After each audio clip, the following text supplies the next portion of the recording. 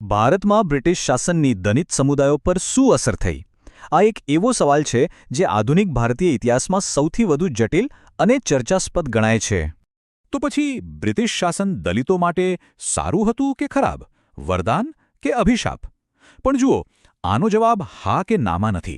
હકીકત એ છે કે તે એક પ્રકારનો વિરોધાભાસ હતો. એક તરફ શોષણ અને બીજી તરફ અજાણતા જ ખુલી ગયેલી નવી તકો. આ આખી વાતને બરાબર સમજવા માટે આપણે થોડું પાછળ જવું પડશે. એ જાણવું પડશે કે અંગ્રેજો આવ્યા એ પહેલાં દલિતોની સ્થિતિ ખરેખર કેવી હતી. જરા વિચારો, મનુસ્મૃતિ જેવી વ્યવસ્થાઓ હેઠળ સમાજ કેટલો કઠોર હતો.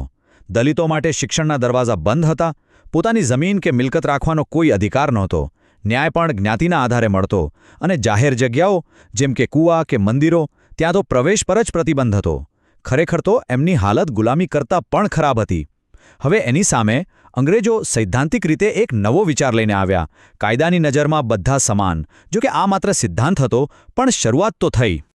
તો ચાલો હવે આપણે એ જોઈએ કે કેવી રીતે અંગ્રેજોએ કોઈ સુધારાના ઈરાદા વગર જ માત્ર પોતાની વહીવટી અને આર્થિક જરૂરિયાતો પૂરી કરવા માટે અજાણતા જ દલિતો માટે નવા રસ્તાઓ ખોલી નાખ્યા. આમાં સૌથી મોટો ફેરફાર હતો કાયદાનું શાસનનો વિચાર. અંગ્રેજો ઇન્ડિયન પીનલ કોડ એટલે કે આઈપીસી લાવ્યા. હવે એ વાત સાચી કે તેનો અમલ હંમેશા નિષ્પક્ષ નહોતો, પણ પહેલીવાર એક એવું કાયદાકીય માળખું બન્યું જેમાં સૈદ્ધાંતિક રીતે એક દલિત વ્યક્તિ પણ ન્યાય માંગી શકતી હતી. પહેલાં તો આ વાતની કોઈ કલ્પના પણ ન કરી શકે. શિક્ષણના ક્ષેત્રમાં તો જાણે ક્રાંતિ આવી.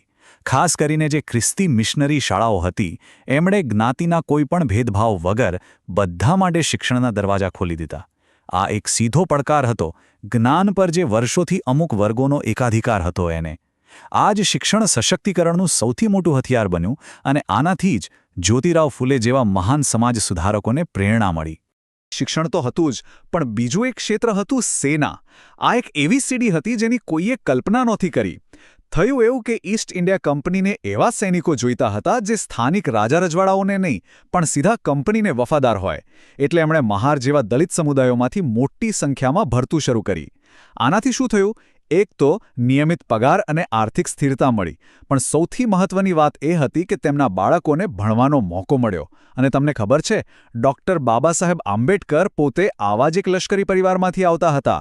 બસ આ રીતે એક નવો, શિક્ષિત અને જાગૃત વર્ગ તૈયાર થવા લાગ્યો. પણ આ તો વાર્તાનો માત્ર એક જ ભાગ છે, એક ઉજળી બાજુ. આ બધા હકારાત્મક ફેરફારોની સાથે એક અંધારી બાજુ પણ હતી. ઘણી બધી મર્યાદાઓ પણ હતી. તો ચાલો હવે સિક્કાની બીજી બાજુ જોઈએ. અંગ્રેજોની એવી કઈ નીતિઓ હતી જેણે દલિત સમુદાયોને ફાયદા કરતાં નુકસાન વધુ પહોંચાડ્યું અને શોષણની જૂની વ્યવસ્થાને વધુ મજબૂત બનાવી?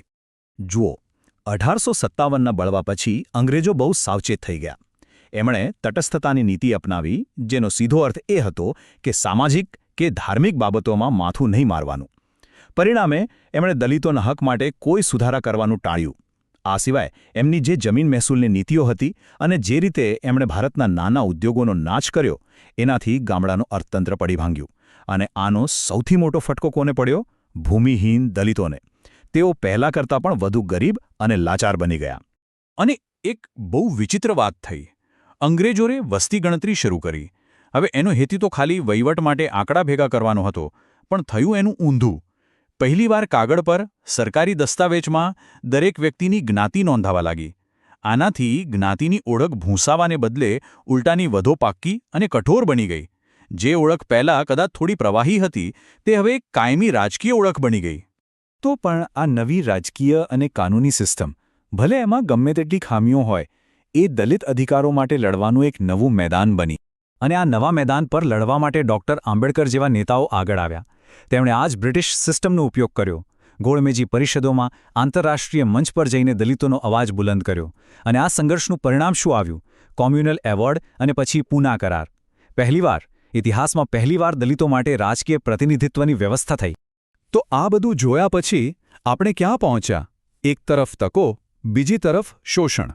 હકારાત્મક અને નકારાત્મક. આ બંને પાસાને જોડીને આપણે આ વારસાને કેવી રીતે સમજી શકીએ? અહીં એક બહુ સરસ વાત કહેવાય છે. અંગ્રેજોએ દલિતોને મુક્તિ નહોતી આપી, સાચી વાત છે, પણ એમણે મુક્તિ માટે લડવાના હથિયાર જરૂર પૂરા પાડ્યા. આ નવા હથિયાર કયા હતા? શિક્ષણ, કાયદો અને રાજનીતિ આ એવા સાધનો હતા જેનો ઉપયોગ કરીને દલિત સમુદાય પોતાની લડાઈ જાતે લડી શકે. તો ટૂંકમાં બ્રિટિશ રાજનો વારસો સીધી સાધી આઝાદી નહોતો, પણ એ એવા સાધનોનો વારસો હતો જેના બળ પર ડૉક્ટર આંબેડકર જેવા મહાપુરુષોના નેતૃત્વમાં દલિત સમાજ પોતાની આઝાદી માટે લડી શક્યો અને આખરે જીતી પણ શક્યો. અને આ આપણને એક ઊંડા સવાલ પર લાવીને મૂકી દે છે. શું ઇતિહાસમાં ક્યારેક ઇરાદાપૂર્વક કરેલા કામ કરતાં અજાણતા થયેલા પરિણામો વધુ શક્તિશાળી સાબિત નથી થતા?